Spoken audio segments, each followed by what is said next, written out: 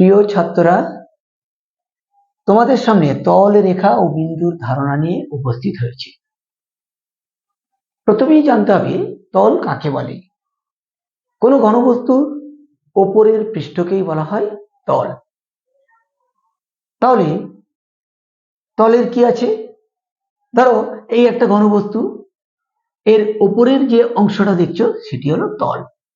তলের দৈর্ঘ্য আছে, প্রস্থ আছে, তার মানে তল দ্বিমাত্রিক। এবারে জানবো তল কয় প্রকার। বক্র তল। এবার সমতল কাকে বলে? যে তলের উপরের পৃষ্ঠ মসৃণ, এবড়ো খেবড়ো নয়,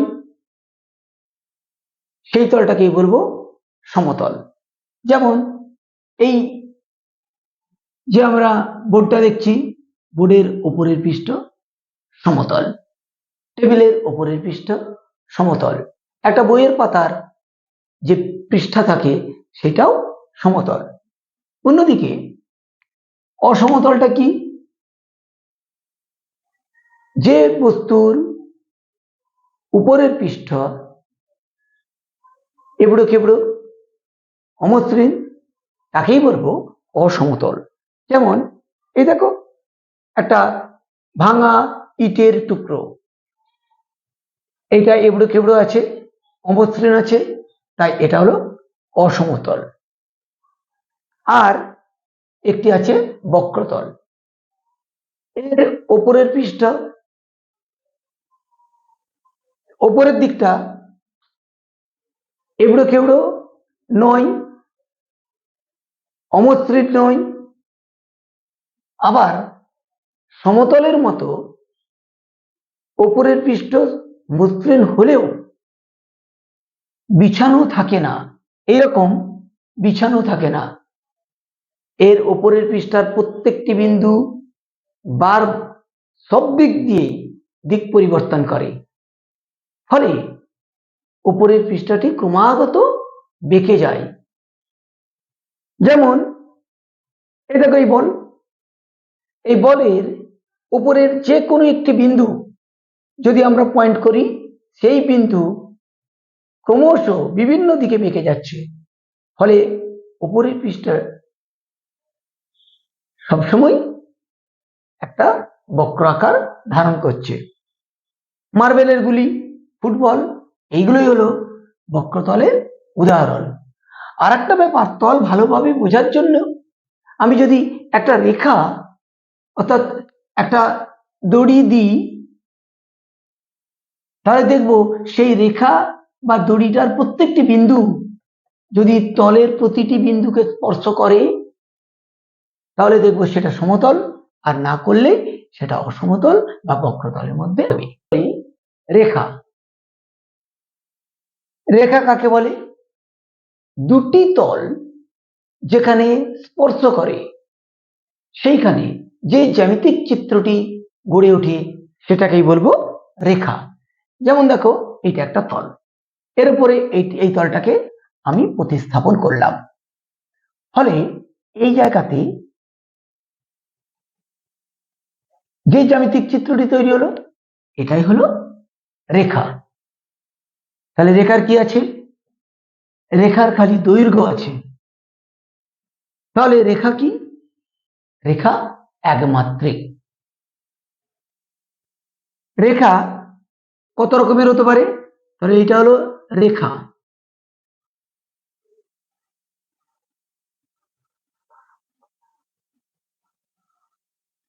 রেখা একমাত্রিক। রেখা কত রকমের হয়? রেখা দু রকমের, সরল রেখা, বক্ররেখা।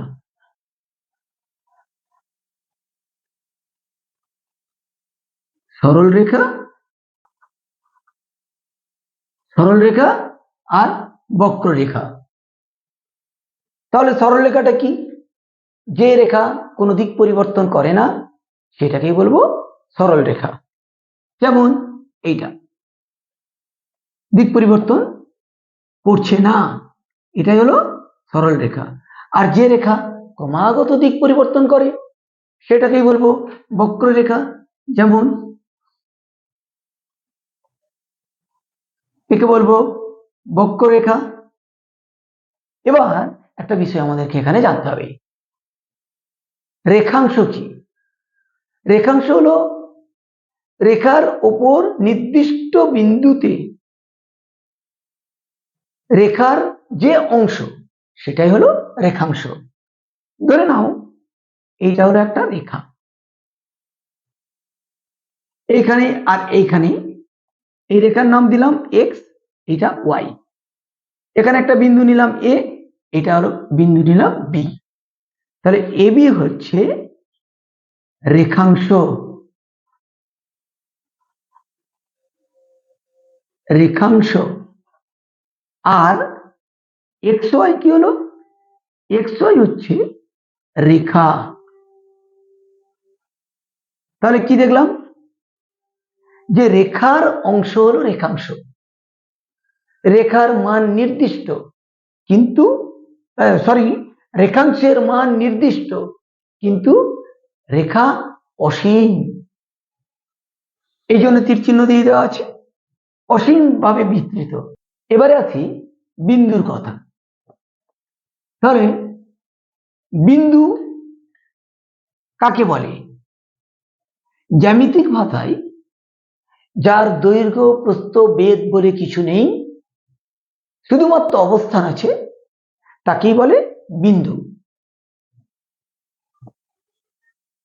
এই একটি বিন্দু, এর কি আছে?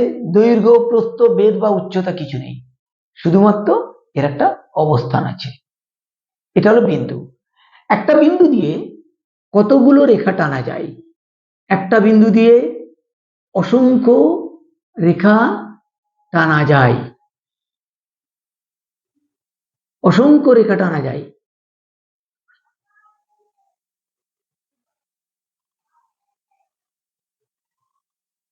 দুটো বিন্দু দিয়ে কটা রেখা টানা যায়? দুটো বিন্দু দিয়ে একটা রেখাই টানা যায়। তিনটে বিন্দু দিয়ে কটা রেখা টানা যায়? তিনটে বিন্দু দিয়ে তিনটে রেখা টানা যায়। যখন কতকগুলো রেখা একটা বিন্দুতে মিলিত হবে তখন তাকে বলা হবে সমবিন্দু রেখ। তাহলে ও বিন্দুতে মিলিত হয়েছে এই রেখাগুলো, তাহলে সমবিন্দু রেখা। আর যখন কতকগুলো বিন্দু একটা রেখার মধ্যে অবস্থিত হয় তখন তাকে বলা হয় সমরেখ বিন্দু। এটাকে বলবো সমরেখ বিন্দু।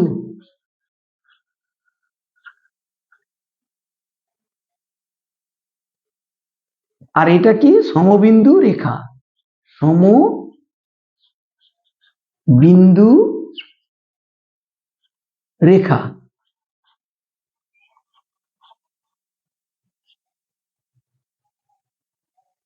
এবারে আমি বললাম দুটি বিন্দু দিয়ে কটা সরলরেখা টানা যায়? একটাই সরলরেখা টানা যায়। এবার দুটো বিন্দু দিয়ে কতগুলো বক্ররেখা টানা যায়?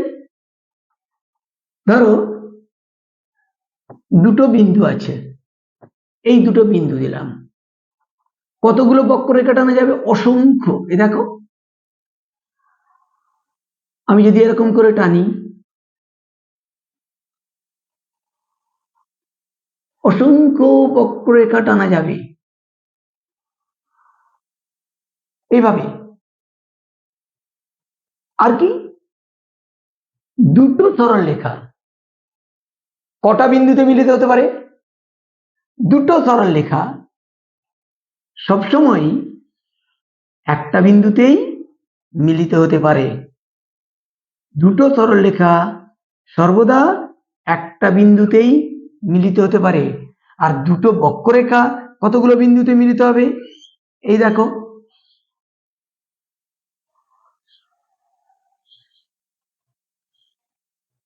দেখো কতগুলো বিন্দুতে মিলিত হতে পারছে।